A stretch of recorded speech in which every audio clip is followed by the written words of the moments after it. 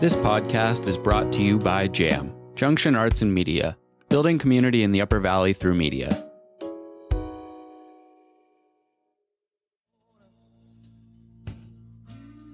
Hello and welcome to another episode of Going to Dismas. I'm your host, Jeff Backus, and today I have with me two guests from the Hartford Dismas House.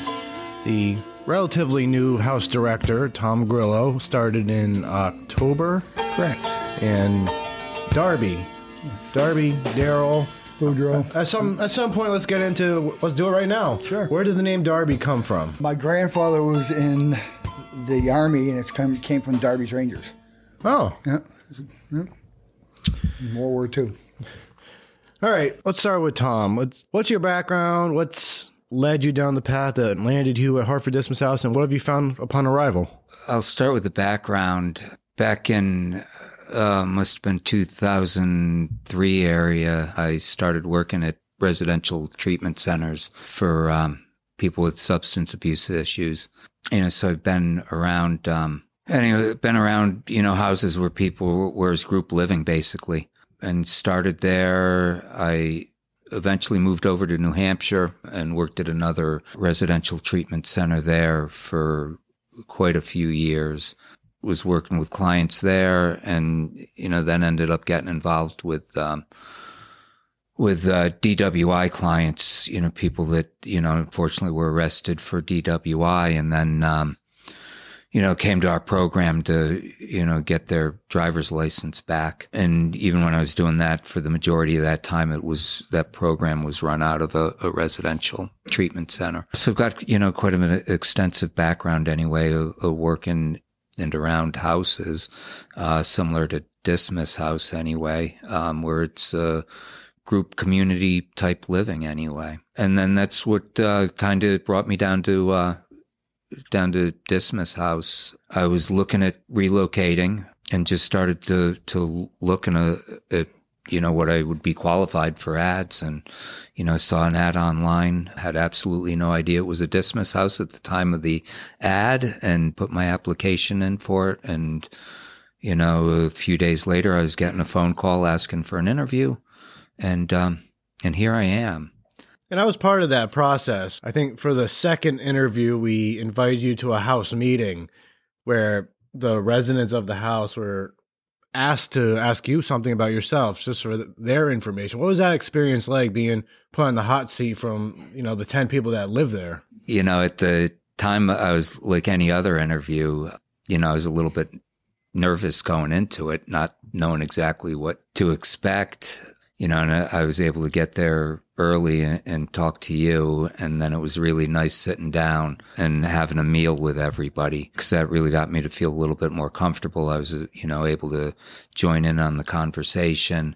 And then I had the experience of the house meeting where they were able to go around and ask me a question about myself. And it was just a really cool way for them to get to know me, and for me to get to know a little bit about them anyway. Some of the questions were pretty interesting. They get a little wacky. I think one of them was, if you could live in a fantasy world, where would you go? Yeah, correct. Center Earth. With a question like that, not only was they were able to get to, kind of pick up on a little bit of my personality, where, it was, Middle Earth and, with Lord of the Rings and Hobbits and stuff like that. But I learned something about the other person from the question that they ask as well. It gives me a little bit of an insight as to, what they might be into and stuff like that. I had another question that, was, what's your favorite model and make, year of car? Oh, that happens every single time. What's your favorite car? What's your favorite color? Some creativity would be nice. Yeah. But even with that, it gives me, all right, this person might be into cars, whoever's asking. Did you get the Rob Zombie question? I did not get the Rob Zombie How many questions. Zombies could Rob Zombie rob if Rob Zombie could rob zombies? Well, this has been used multiple times. Yeah. Nice. I got the car thing. Yeah. Actually, Darby, when we transition over to you right now, let me ask you the question that I asked Tom during this process. I said, would you rather bring this group of residents to Woodstock 69 or Woodstock 99? The guys in the house now? Yeah. I think probably 69. Yeah. There's a little more peace and love. Yeah. I don't know if you saw that documentary on Netflix about Woodstock 99. It was a little chaotic. Yeah, it wasn't the same. Yeah. And I was born in 1969, so summer of love. There we go. August 11th, 69. You were probably there. I was probably conceived.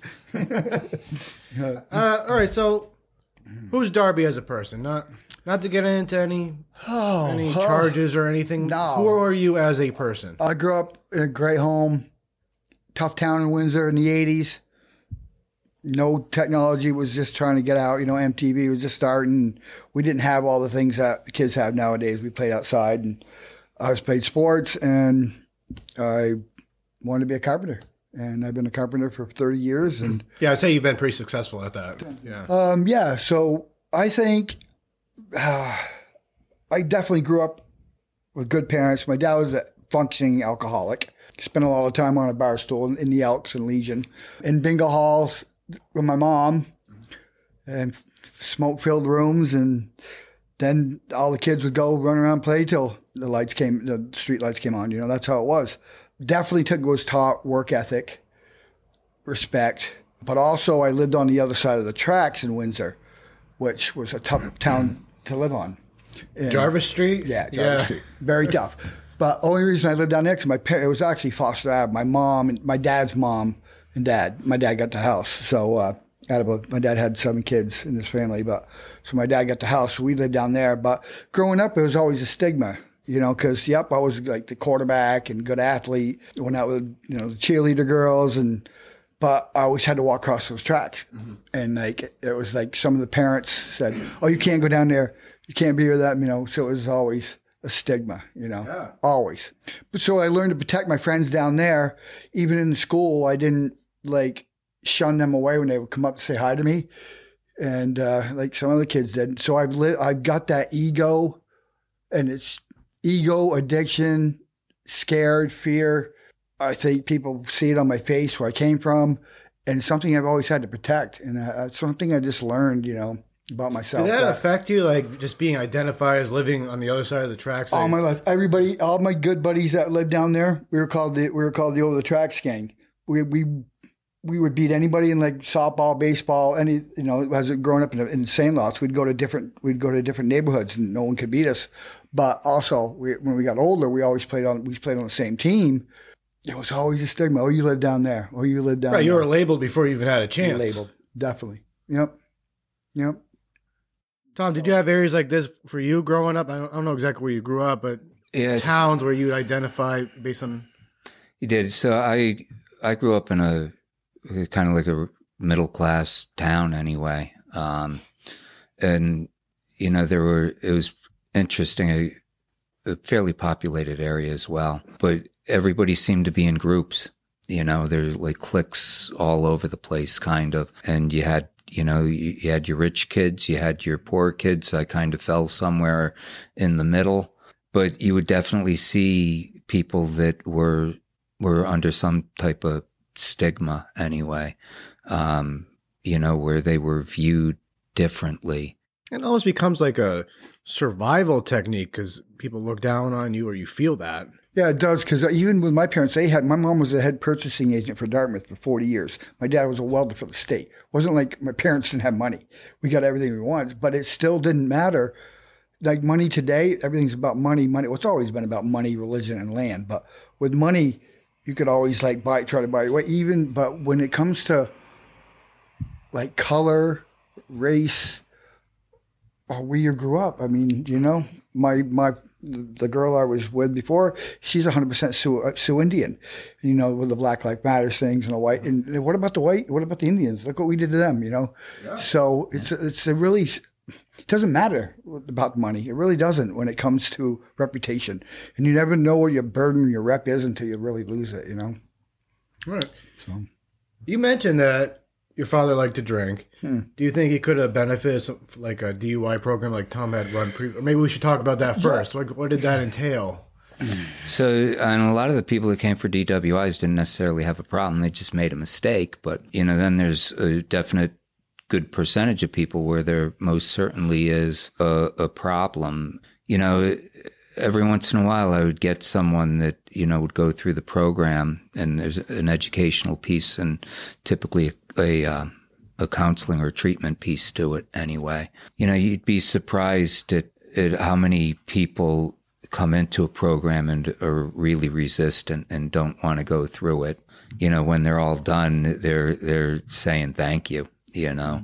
So that happens at Dismas too. Correct. Yeah, absolutely. Where I've even with the short time that I've been there, I've seen that where, you know, sometimes you get someone, they come in and they're really nervous and they're unsure about everything, and, you know, a lot of fear with, you know, trying to find work, or a lot of anxiety anyway with trying to find work, and am I going to fit in with this place, and what are the other people going to think of me, and am I going to get along with everybody, and then a couple months in, and you know, that anxiety is gone, and this place isn't bad, and I'm doing well here, and I've found work, or I'm looking for work, and, you know, I've got support, and I've got people, and, you know, whether it's staff or whether it's other residents that I can go to and, you know, talk about what's going on with my day and get a little bit of feedback from it. And, you know, it's pretty amazing to kind of see that change anyway that happens.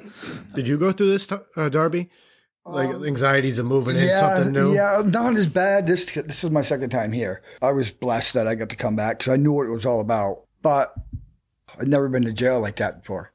16 months was tough, you know, coming back. It kind of brought up the old over the tracks thing that I had to, like, you know, I saw a couple of my friends and this, and I'm glad I'm back, but it's just wearing on my face, you know, and hanging on my sleeves, and it's just tough. Transition, been out 2 weeks, and I'll come back into it, and the house is amazing, great people. Tom's great, reminds me of Robert a little bit, his demeanor, you know.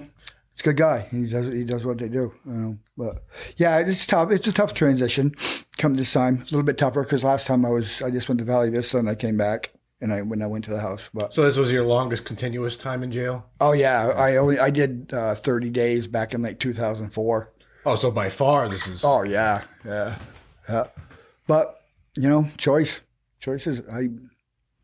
They gave me plenty of chances to do my programs, and I didn't do them.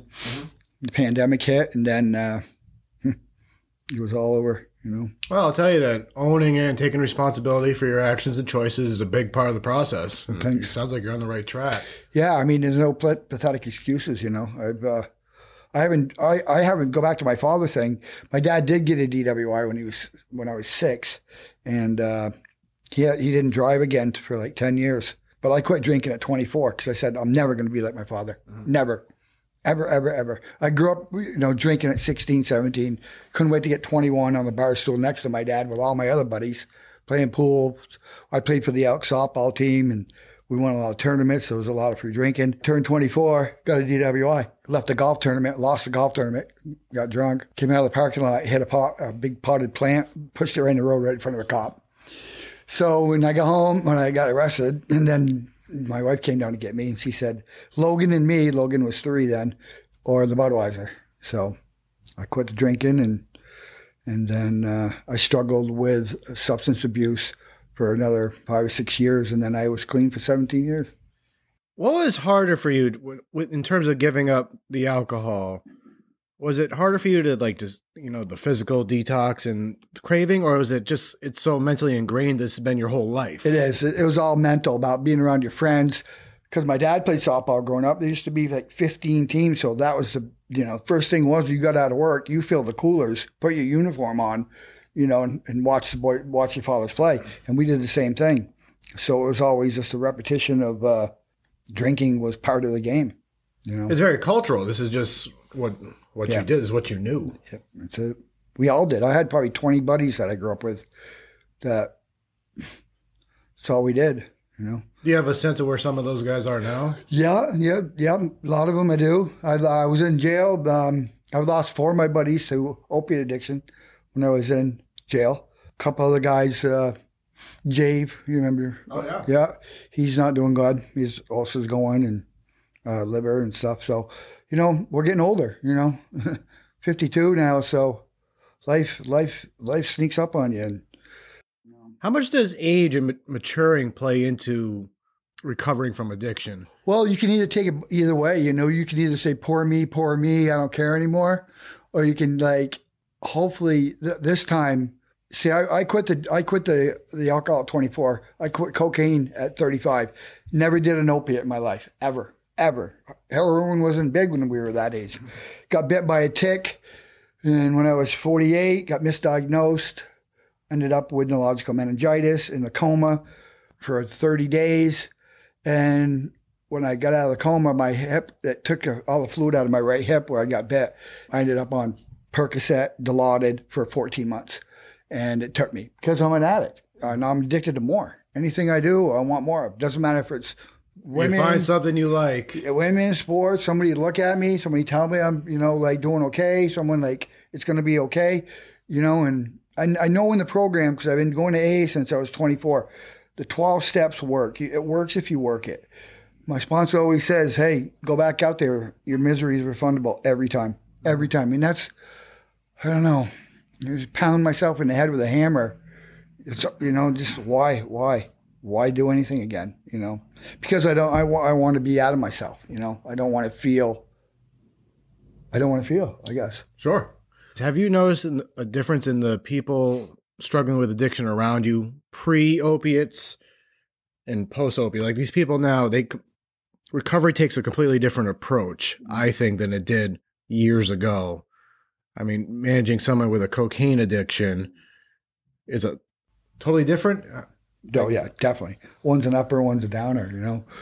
I think in the 80s, cocaine was just prevalent everywhere. And how did they treat that at the time? Well, cocaine is pretty much mental. It's not a physical addiction. So I think that it was pretty much, they would go with a dual diagnosis: substance abuse, cocaine or whatever, and depression. That's where cocaine will take you, depression. But heroin will take everything from you, everything, or opiates. Mine was prescription pills for the most part. But are you able to describe what the physical detox is like on any other substance as opposed to opiates?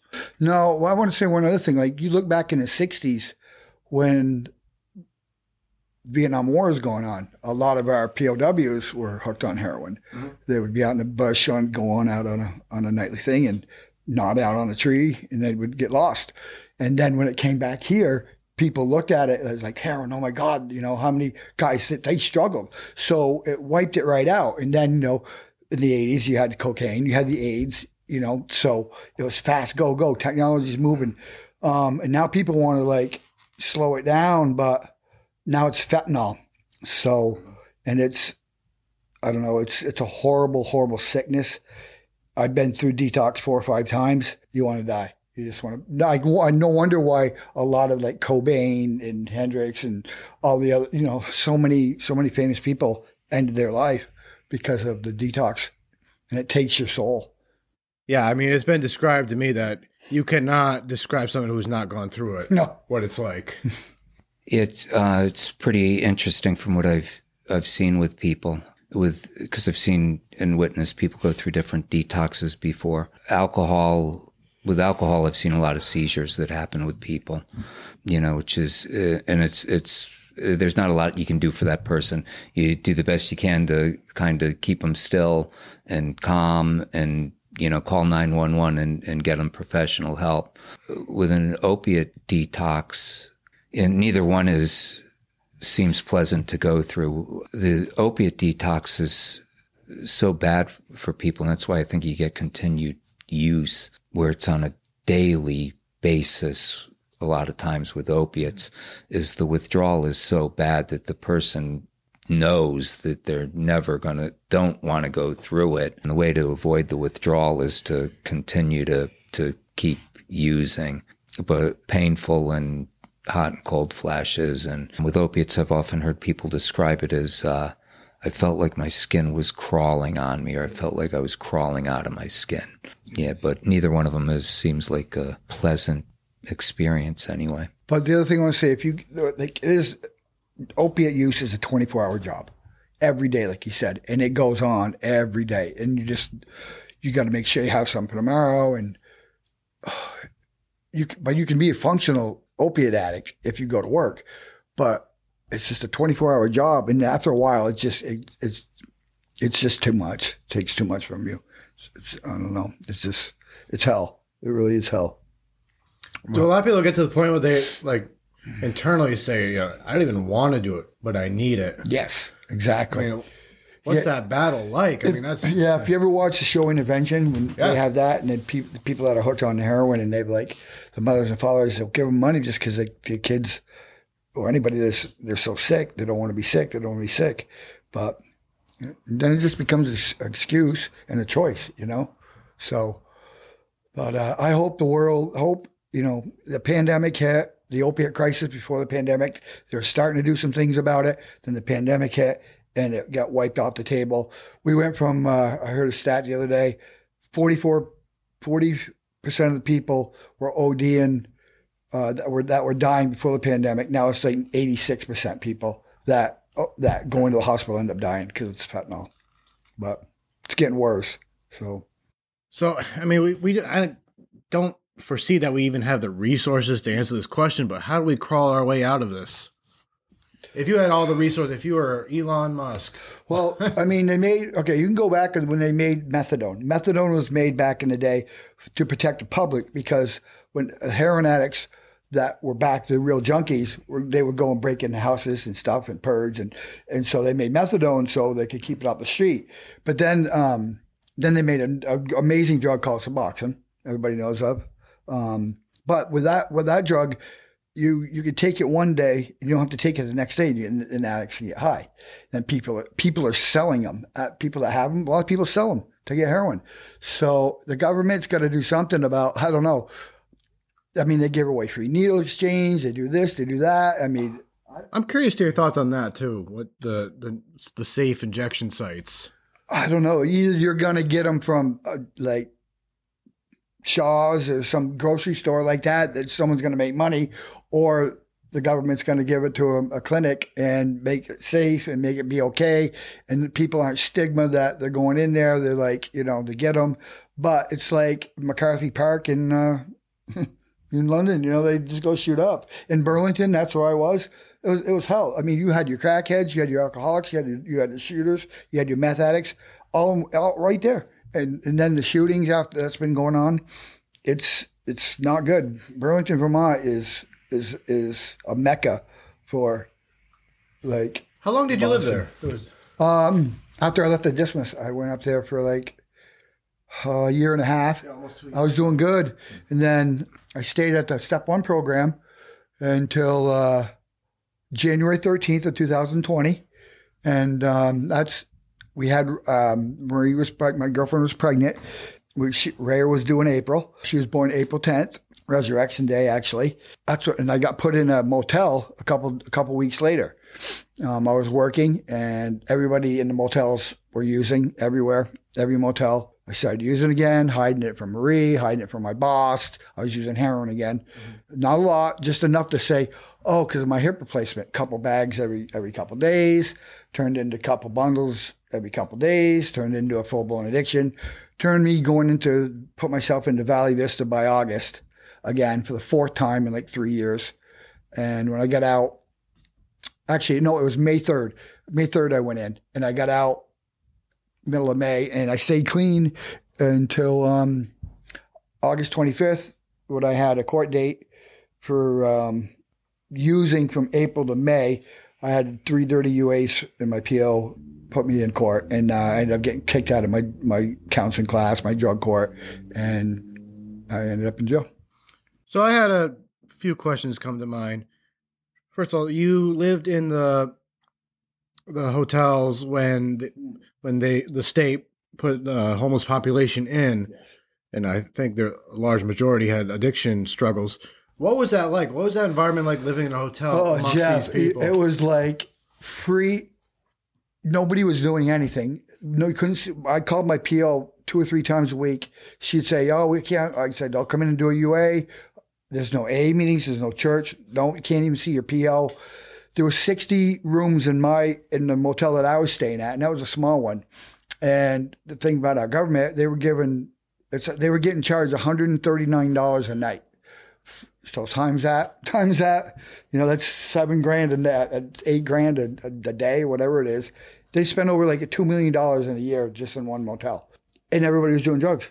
Everybody. They would kick some people out of drugs. They trashed the Holiday Inn so bad that they ended up kicking people out, putting them in different motel rooms. And they were getting caught with drugs. Nobody was going to jail. Nobody was being held accountable. It was like, yeah, it sounds like a total shit show. Show. Right when the pandemic hit, they had about 1,000 people in Oak Ledge Park, and all that money was coming out. And so some people weren't getting it. They were standing in a line up there because it's a long line.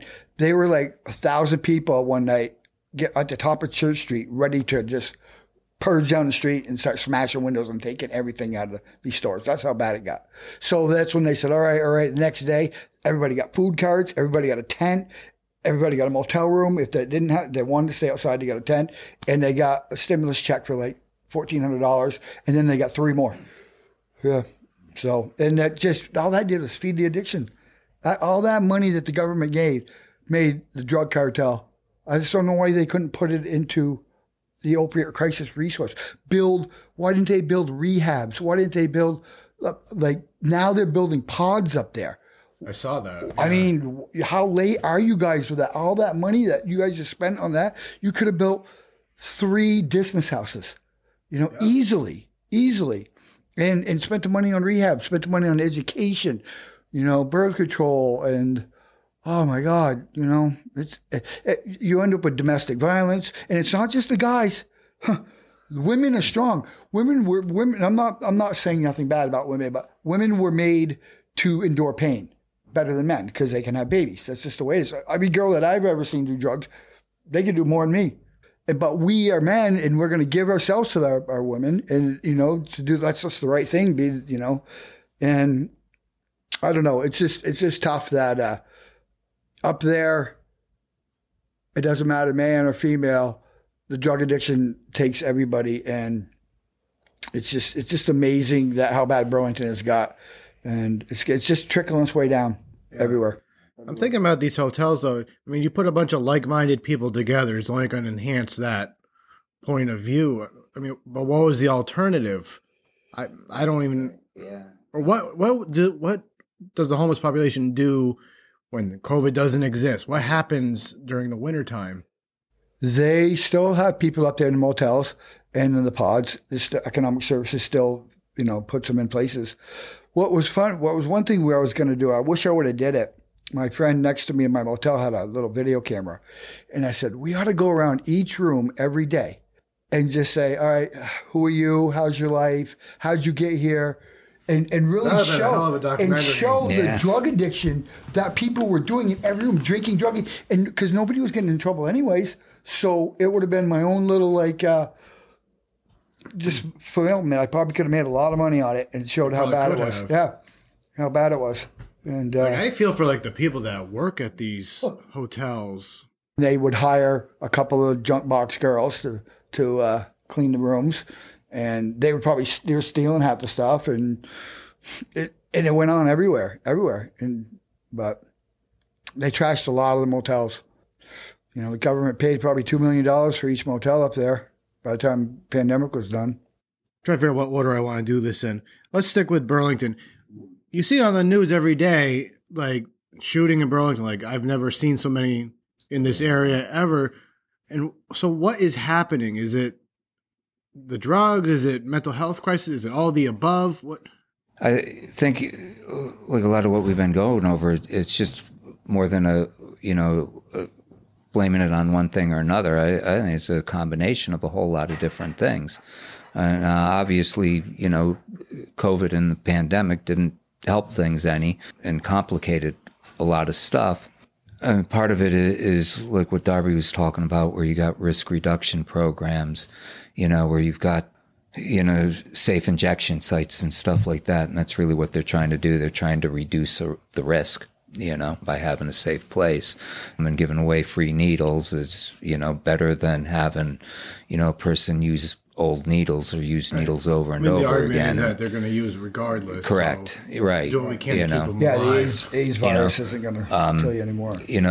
Medically assisted treatment, methadone, Suboxone, stuff like that. It's part of the solution. Housing, is like we've been talking about, needs to be part of the solution. At the time, getting them in some type of shelter, a hotel room, is better than having people outside in the middle of winter where they might freeze to death. But obviously it creates other problems like what Darby was talking about, where you put them into a hotel room. It's nice they've got shelter, but they don't necessarily have any way to recover or any treatment or any help. There's no guidance there. Does this boil down to a housing issue? Like, what happened to, subsidized housing, Section 8? Like, I imagine that's where pre-COVID people went. Well, what I see is, first of all, is like Burlington is a really rich town. Rich. But after a while, the rich people are going to throw out their garbage and people are going to, the rats are going to come, So that's what pretty much happened. Once the money started flowing up there, not to say minority people were coming, but a lot of minority people were coming. There was this group called the Philly Boys, the gang, fighting with the Springfield, Mass, Lowell boys, Chicopee boys, for rights to cheaper drugs. Whoever could get the cheapest drugs, so they would find girls or anybody, all these people that were in the streets, to start selling their drugs for them. And this is in Burlington? Oh, yeah. So they're fighting over the territory. Territory. Yeah. That's what it was about. Yeah. All the shootings up there, and it's all about somebody ripped off their dealer and they're not going to pay him back. And that's all it was about. But, people want to hide. The rich people want to hide and stuff, say how great Burlington is and all this and this, but they don't want to help out with the homeless. And then there comes a big issue. Mayor Weinberger's doing a great job what he can do, but, I don't know. It's getting worse. And a lot of sober living facilities have since closed down. A lot. Oxford House. What happened when the need is greatest? That's where the money should have went. Yeah. That's where the money should have went. Well, because I even said to my PO, I'm like, all right, go ahead. You can throw me in jail. That's fine. I'm going to go to jail, right? And it's going to be just like out here the last year. There's no AA. There's no church. There's nothing. There's no support. Not even in jail. Why isn't there any education anymore? I mean, back when you probably first started, education, you were talking about it earlier. Education was key. They should be mandating people going to AA, mandating people to see a counselor, mandating people to do the right thing, not just brush it under the rug because society's so fast and it's like, I don't know. When somebody's deep into addiction and they need help, how hard should a support person push? They say, no, I don't want to get clean, but we know you're going to die if you don't. How hard do you push to try to save this person? Well, yeah, with family, you see it on intervention that after a while, the counselor will say, no more money, no more this, no more that. And if you do, give it to them. If they don't go to rehab or something, they're going to go to jail.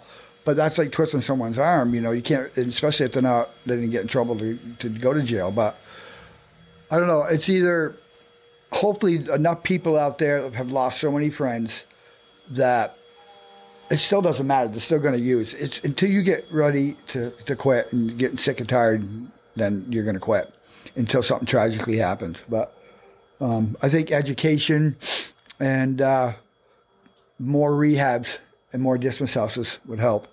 How did we resolve the crack cocaine crisis of the 80s? How did that end up going away? Because you remember, crack is whack. Mm-hmm. Yeah. It did burn itself out. What happened? It did. Right. So I don't know if it ever, I don't know if it burnt itself out or if it changed. Somewhere along the way, people changed the drug, where the drug use was still happening. It just went from crack to heroin or opiate or whatever. Resolved, just evolved. Right, it just evolved. You take a look at how drugs have evolved over time.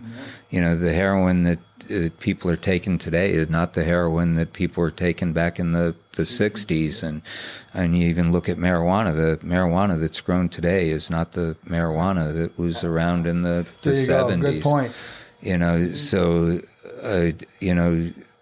Darby earlier was talking about a person, that always wants more.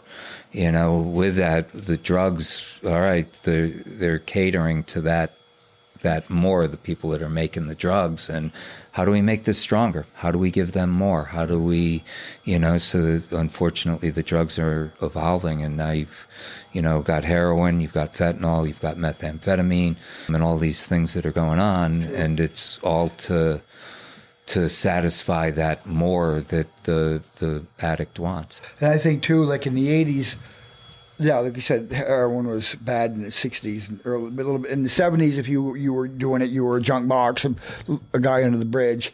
But then when the technology hit in the 80s, people would go. So cocaine was really the speed drug. Now technology, we've caught up with our technology. People want to sit. Kids want to sit home on their computer, on their phone. They don't want to move, and that's where the heroin, like it evolves. It's like the dinosaur. It's going to come back. We've been fighting over religion and land for thousands and thousands of years. And drugs. Genghis Khan did drugs. Look at Hitler. Drugs have been around. Coca-Cola used to have cocaine in it. Give elixir with real opium in it. But it's the human race that has evolved to wanting more. Never enough. We've gotten greedy. We've gotten really greedy. Not humble. Not grateful. People just want more, or they don't want to do nothing. When I was in school, 20 people in my class did building trades or shop. Now you got 2 kids in the class doing it.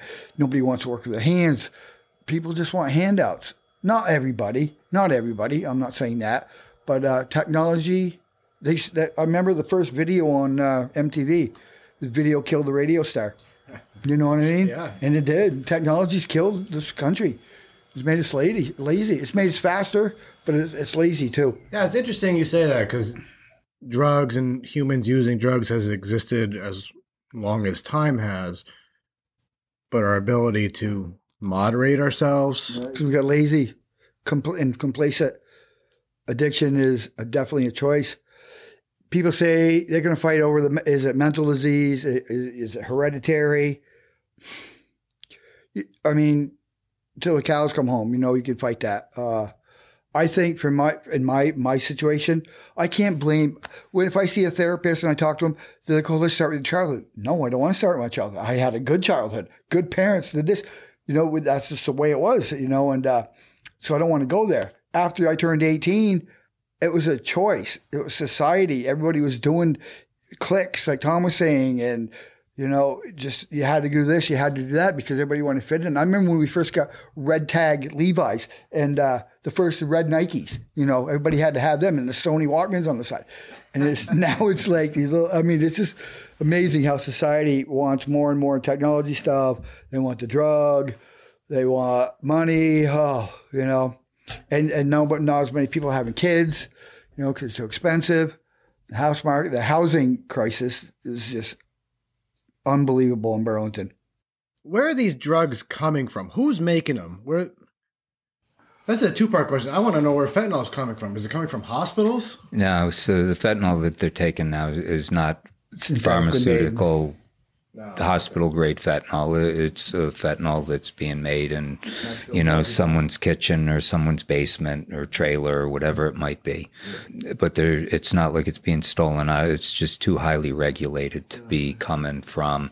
I would hope so. Right. There might be a small percentage that's coming from a hospital where someone sneaks it out of a hospital and sells it to someone, but very rare just because it's highly, highly regulated, where every day they're doing counts on their narcotic medication, and it's tracked, and who counted it last, and when was it given out, and who to, and stuff like that. So, where does it come? Is it come from New England? Is it come? I'd say the drug cartel in Mexico.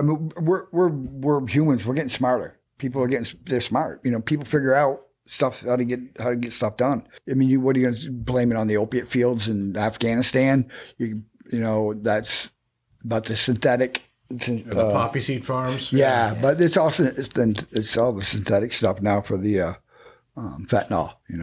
But you look at like people renting out. How many people rent out houses to grow their pot plants and block all the windows? I remember pot has revolved to one strand a pot in the fall that you'd get, and now it's like there's 1,000 million strands any time of the day that you can get. It used to be, weed was weed. Right. Now you got flavors. Now I got orange creamsicle. Yeah, not brickweed, Mexican stuff, and you get good Ganny in like October, but it's now it's just every drug you got your choices.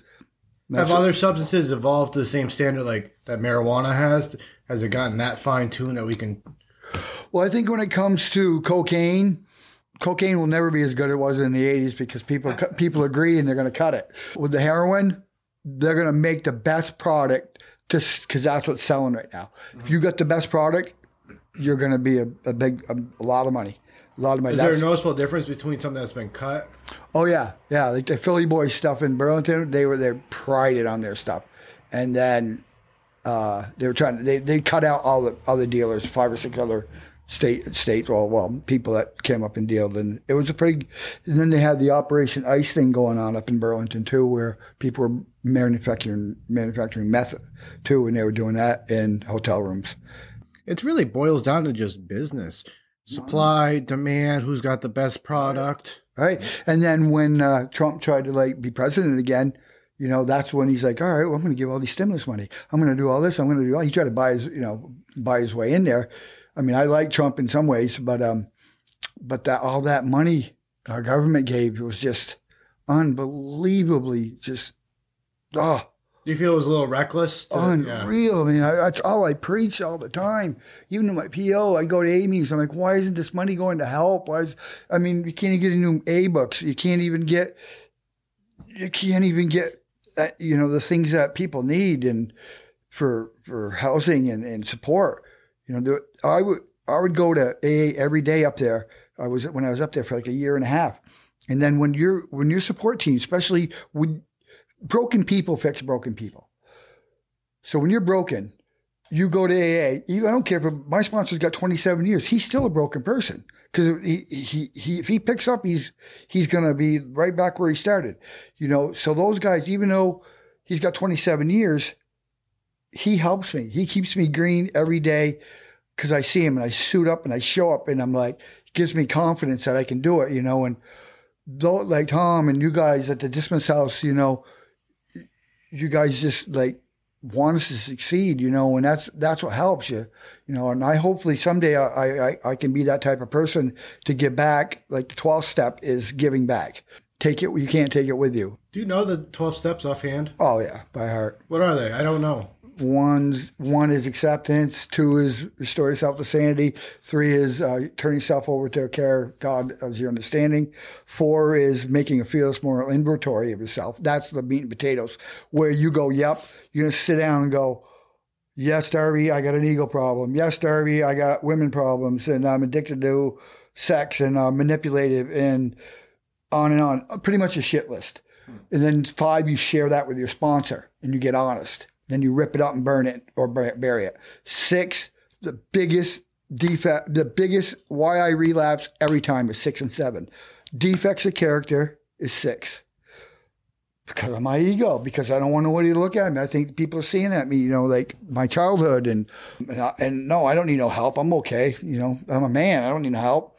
7, your shortcomings. And I always thought your shortcomings were like, you got shortchanged or, your shoes are short or something, but it's about not following through, not getting up and going, I should go to a meeting tonight. No, I don't want to go. I'm going to stay and watch a game.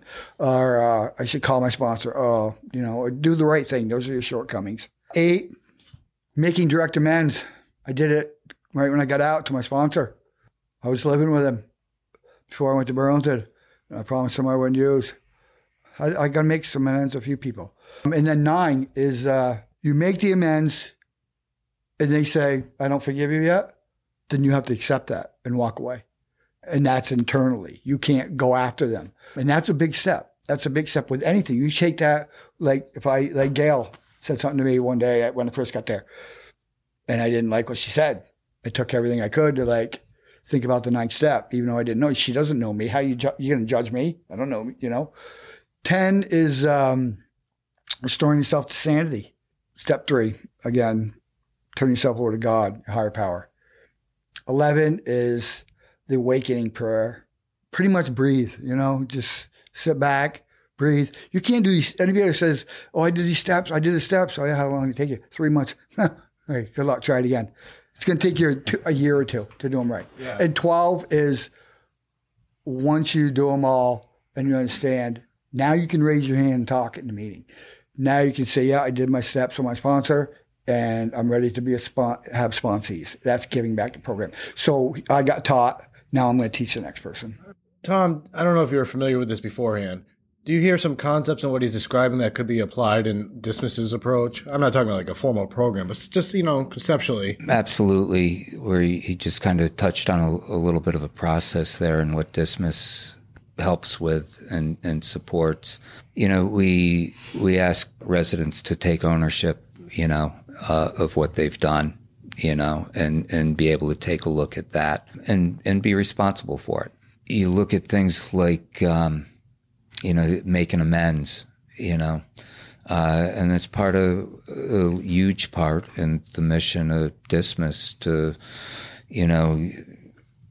prisoners with society and society back with prisoners. And there's got to be some form of amends in there somewhere where, all right, I've hurt people in some way, or I've hurt society in some way. What do I need to fix this so that I can be accepted and be part of society again? And I think that piece of it really helps with, once people see it in another person and see them go through it, I think that really helps with the stigma that person feels that they carry. Part of what Darby was talking about was, you get to those end pieces and giving back and stuff like that.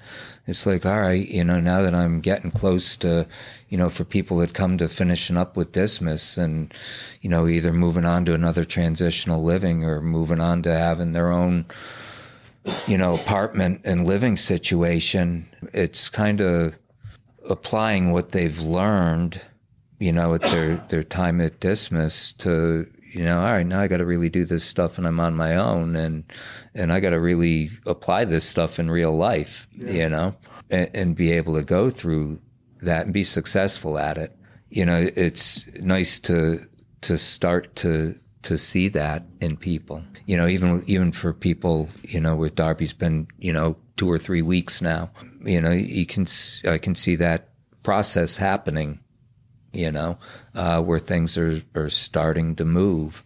A lot of it's the action, I've often heard, I can tell someone, I'm sorry 1,000 times, it really doesn't mean anything until the person starts to see a change, and that's what I in part see happening at Dismas. You see a change. It's something I've seen it with any job that I've had over the past, 15, 20 years, something like that.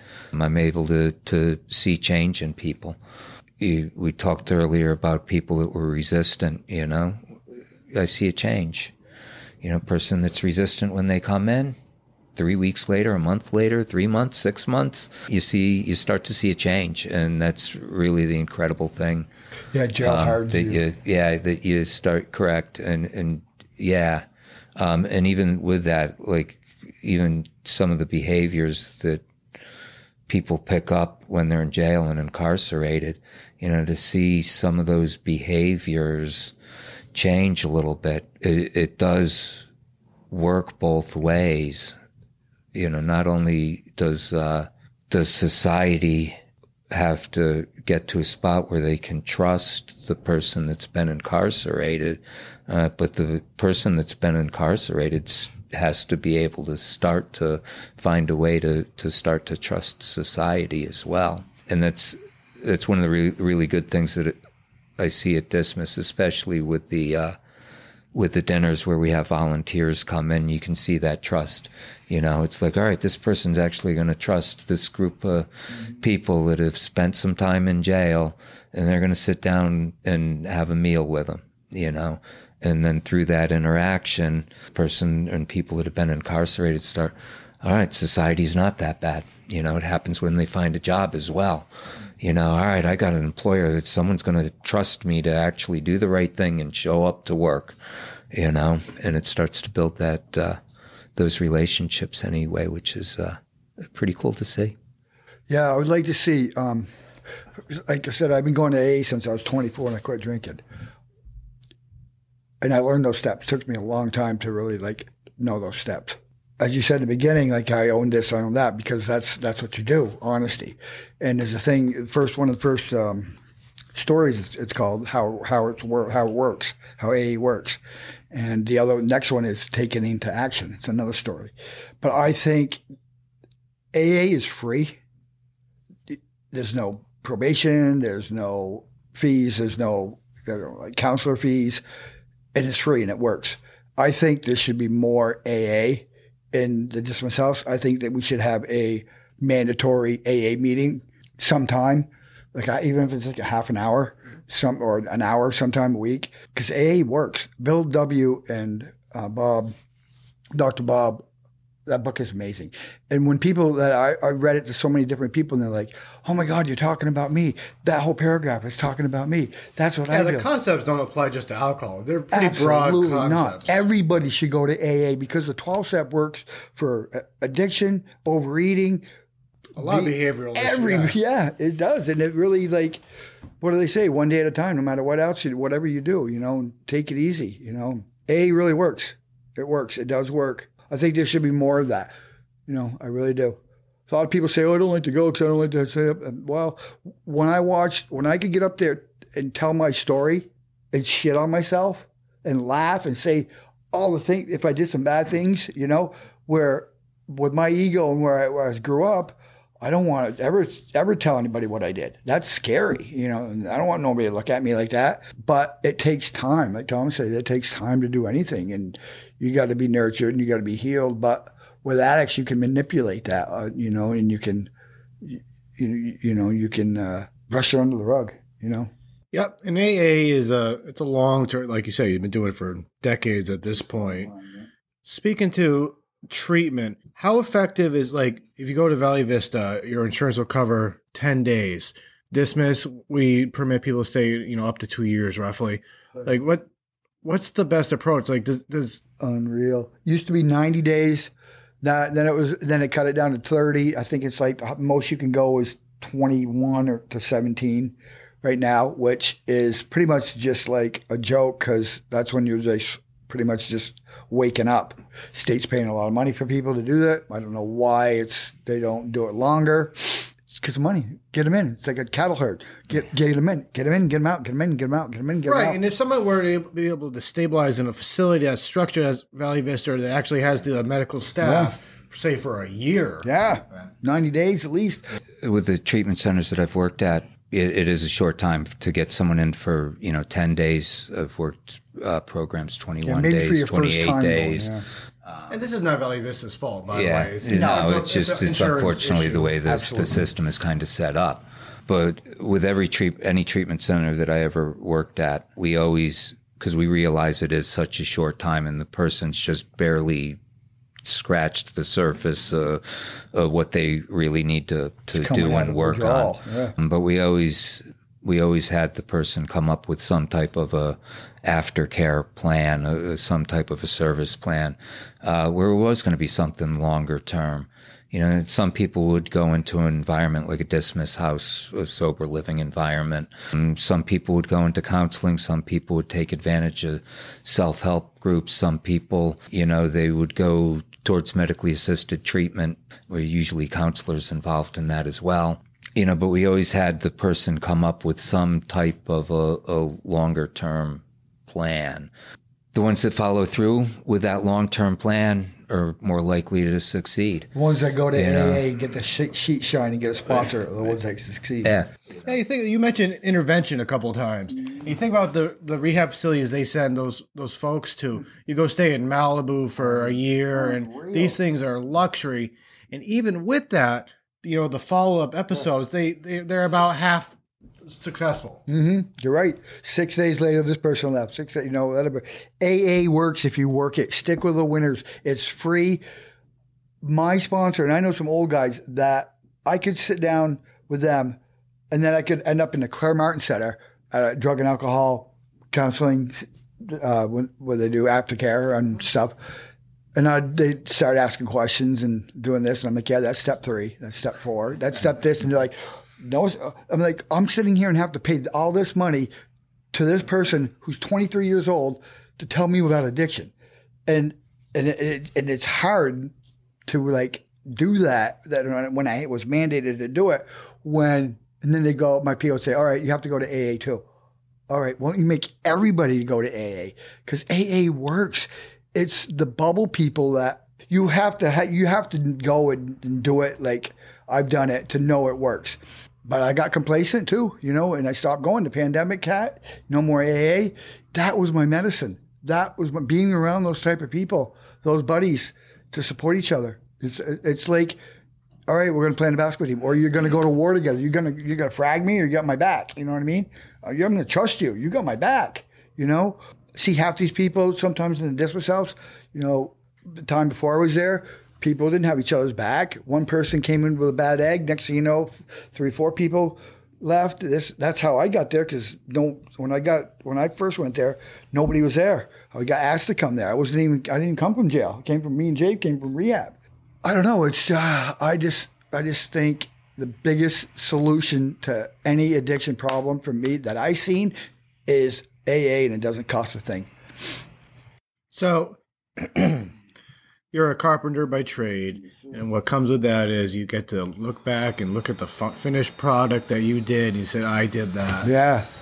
So let's envision a little bit and apply this to yourself. When you're done working on yourself and you look at your finished product of who you are as a person now, what will that look like? Wow. I mean, I was lucky there. I got to do some work in the Dismas House. That's right. I got to do the porch. I built a table, and and there's a lot of stuff in there that I got to do, and I'm proud of that because the house is beautiful. Boy, I'm disappointed in myself. I really am, because I know what I had to do, and just because AA wasn't there, I'm a big boy. I should have known better. But when you're thrown into money, you're thrown into drugs, you're an addict, and you have no responsibilities, no authority over you, it was playtime. I just couldn't believe what was going on. I threw my hands up because everybody else did. The government did. The state did. They didn't care what was going on. Nobody cared. I mean, you guys had to come to work. The cops had to come to work. They didn't get stimulus. The firemen, the doctors, the lawyers. So who are you giving all this money to? The homeless, the people that work in factories, people that work in stores. Sure, low to moderate income. I mean, it was to keep them quiet. For votes. I believe it was for votes. We can go way back in the 80s. AIDS was made for population control. Definitely was. Look at the crack epidemic that happened. Reagan, 1982. War on drugs. It came right on the news. And they were throwing every black person from Philly to Washington to Chicago in jail for crack. You got caught with a gram of crack. You got caught with an ounce of pot. You were going to jail for 5 years. Now you can get it for free, pretty much. I mean, it's like money. It's like, I don't know. And it just frustrates me where our government has taken this the legalization of things, but then try to mandate it. The dispensaries that are opening up here, just one opened the other day. They're making all this money off it. So they're right here in White River. Yeah, so they're taking like money from people that really grow it. So it's like they're getting pissed. The local people. I don't know. The government wants a piece of everything, but they don't want to if they fix every problem, then there'd be no stimulus money. I mean, people are going to stop. They're going to do what they want to do, but. Fixing. That's what it is. People are going to do it for themselves. Yeah. They're never going to. I mean, we're never going to fix the drug problem until they make it legal. Legalize it. Yeah. Just like us walk around naked. After a while, it's the same thing. Mm-hmm. After a couple of years, the pot thing's going to be like that. I mean, they do it in Amsterdam. They do it and starting to do it in London, some places. That just legalize it. Doesn't make it such a commodity. Doesn't make it such a big thing. I don't know. You want it more because you're not supposed to do it. Right, exactly. You're right. Yeah. You're right. It's like, don't touch that stove. It's hot, Well, let me find out. Unreal. We're like little kids, But, all right. Tom, closing thoughts. What do you want the world to know about you and Hartford Dismas House? Want to know that that we're there for people, we're there to build community. We're there to help these guys and support these guys with getting back into society with whatever it is they might need, whether it's, problems with addiction or financial or finding employment or, giving them support with health issues and stuff like that. And that's what we want to be there for, is to be able to give people, to get these guys back into society and be doing well. It's really what it's all about. I came here to help people, bottom line, and that's kind of what my life has been like and about for the past 15, 20 years is being able to help people with whatever it is they might be. And, on a personal level, I hope that's what people kind of remember about me, is that I was there to help people. I don't know if I've ever met anybody that wasn't struggling with something at some point in time in their life. I had someone tell me, and I came or found that it is true. We are all recovering from something, whether it's, addiction or trauma or, health problems or relationship issues. And we all need help with getting through those things, Anything that I've ever done in my life, I've never done it alone, and if I have done it alone, I typically fail at it. I've always had support and help somewhere along the way, and it's nice to be here to be able to support people and help people. Thank you for listening to this episode of Going the Dismas. If you have any suggestions on who you'd like to hear next on this show or questions you'd like to ask, please email me at jeff@dismasofvt.org.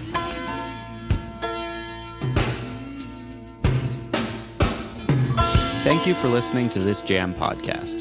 If you have found this program interesting and would like to find more Upper Valley content or learn how to produce your own media, please visit us at uvjam.org.